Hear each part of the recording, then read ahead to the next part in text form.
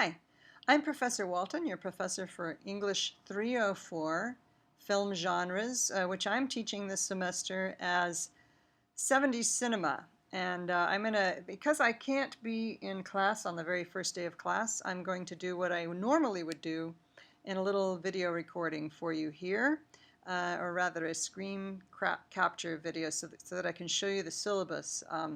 Right now, I am on my Sakai homepage here, my workspace.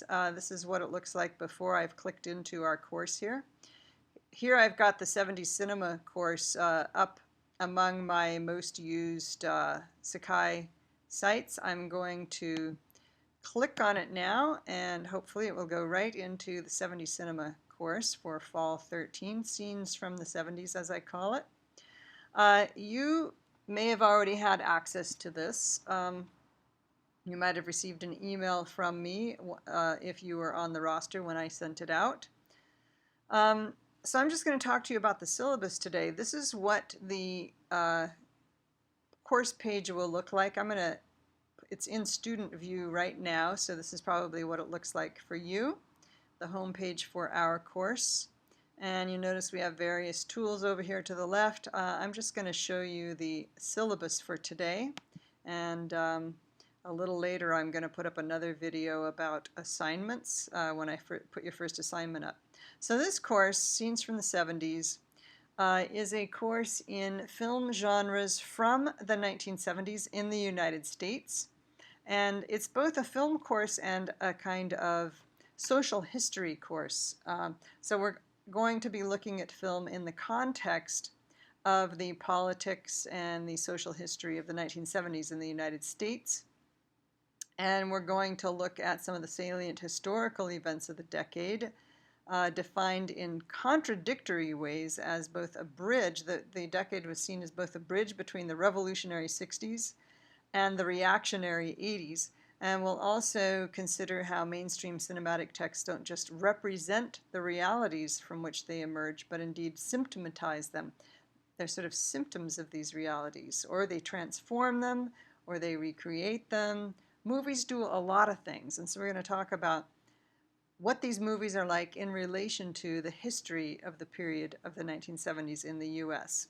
And we'll be looking at a range of films ranging from the docudrama, the western, the psychological or political thriller, black action film, melodrama, etc.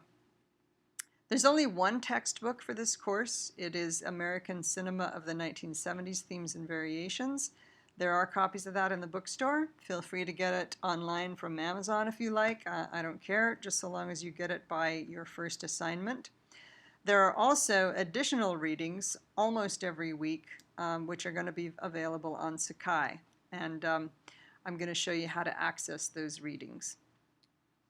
There's a recommended text, a short guide to writing about film. If you have never had a film class before, or if you would just like a good reference book, this is a good one for giving you suggestions about how to write about film at the college level. I haven't gotten it into the bookstore, but you can find it on Amazon. I've color-coded the syllabus a little bit so that certain things will stand out. Anytime there's a reading assignment from our textbook, it's in green. Anytime there is a reading assignment from an article that's on Sakai, it's in yellow on our syllabus. And any assignments that you have due will show up as sort of this pinky purple here on our syllabus. But you'll also receive prompts from me through the assignment center in our Sakai site, assignments here, telling you when an assignment is due and how to submit it, etc. There's a great documentary film on the 1970s cinema available in our library. It's called A Decade Under the Influence. And if you'd like to just kind of have a look at that ahead of time, that gives you a nice overview of what was going on in the 1970s in American cinema. All of the films for this course I'm going to focus on one film per week, but there are also recommended films every week if you'd like to sort of make yourself an expert in the films of this decade. I would look at more films, more than just the one film per week that we're focusing on.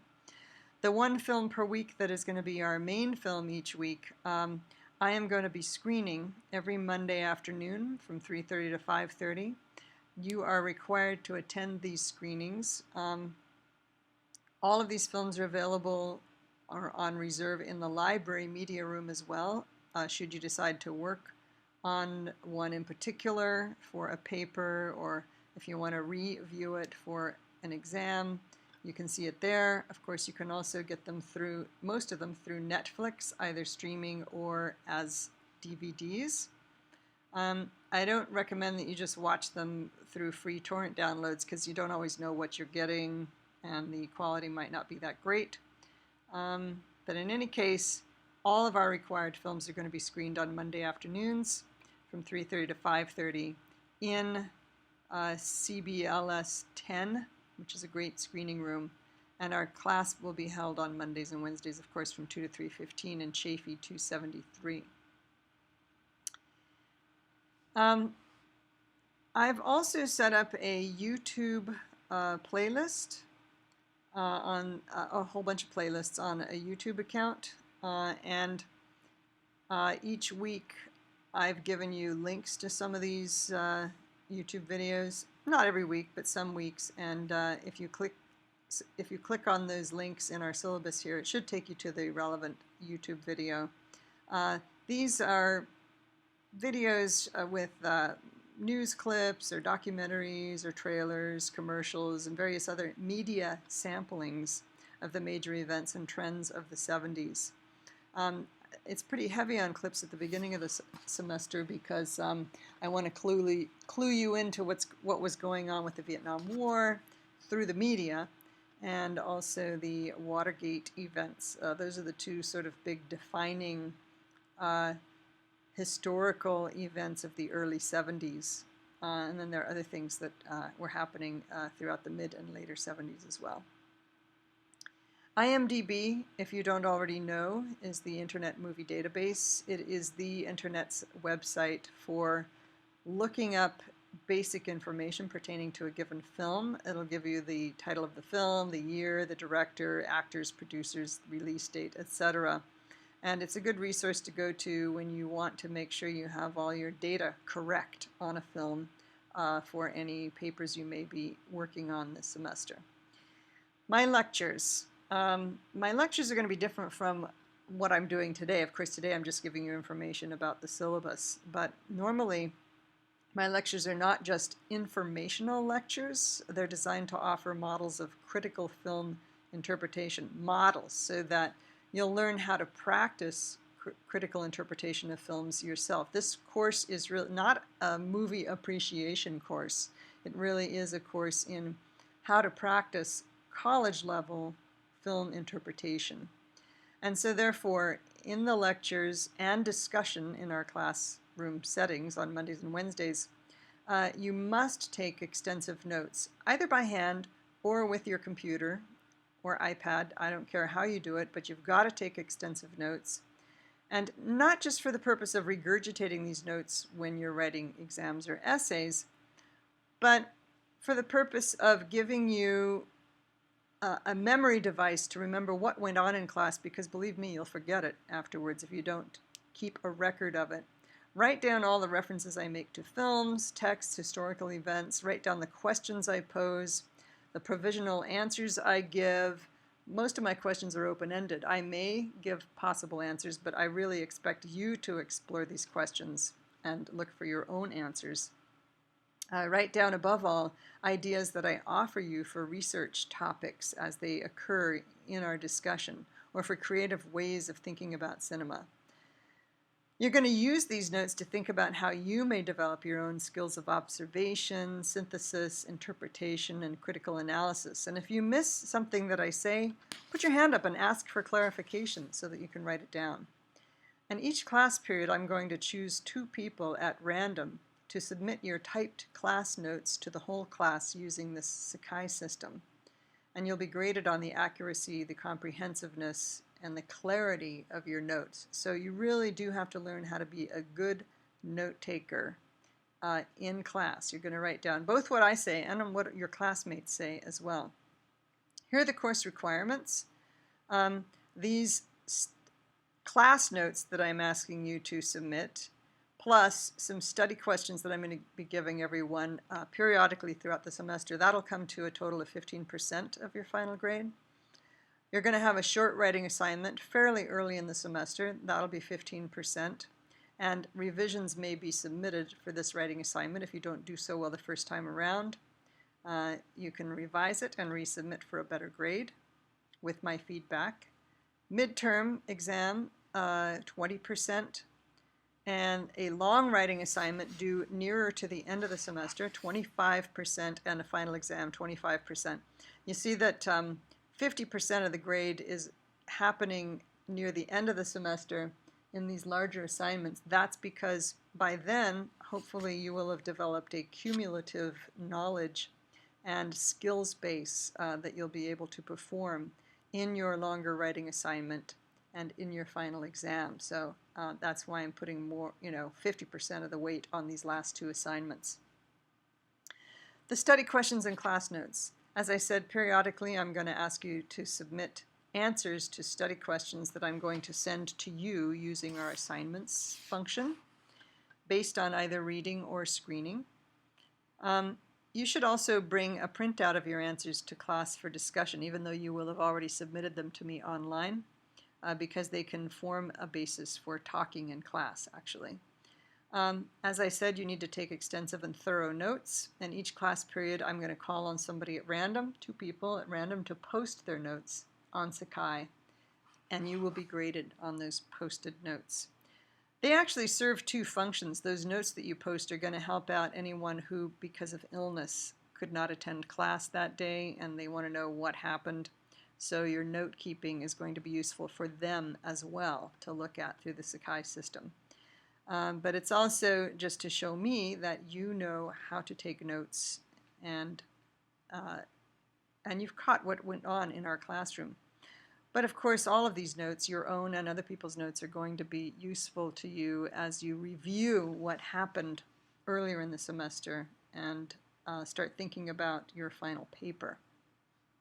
I've got a link here to good note keeping. I'm going to click on it and hope that my internet speed is good enough to find it. I want to show you how the links work in here, but also this is a very good resource to know about. This is what it looks like when you click on it.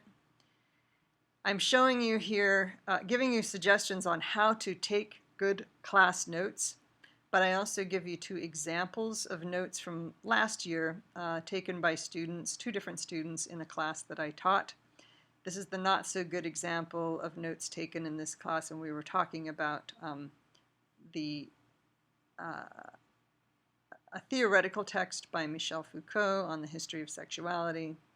And the better example follows it, where you'll see that some of the same things are much more fleshed out. All right, I won't belabor that. I'm going to navigate back now to the syllabus. But definitely check out that good note keeping right away and try to prepare yourself to take good notes in class. It's very important.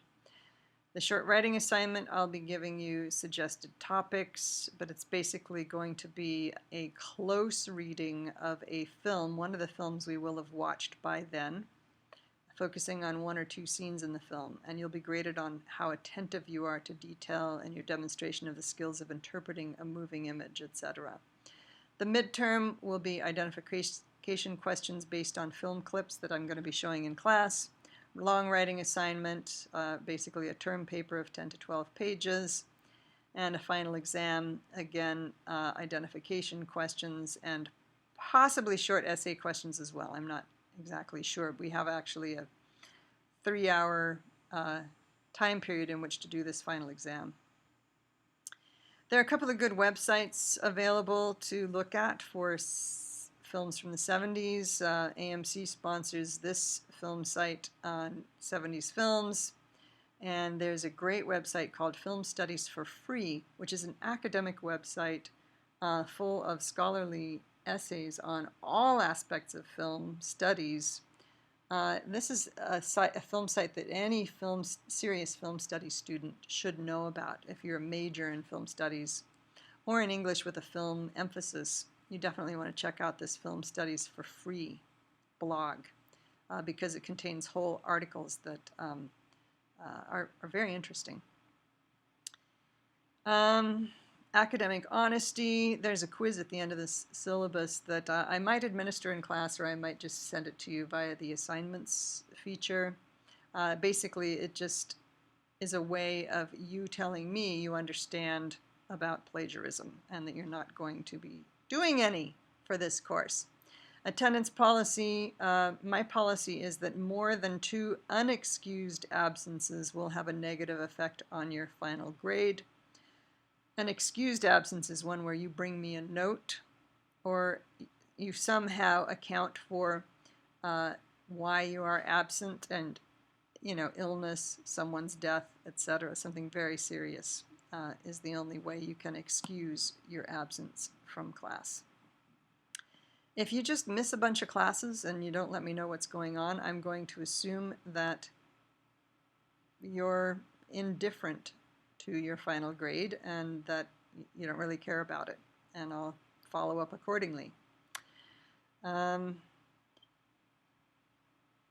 This is the disability statement, and here's our lecture schedule and screening schedule, and I'm going to make a second recording. I don't want to make this recording too long, so I'm going to put this in part 2. To be continued.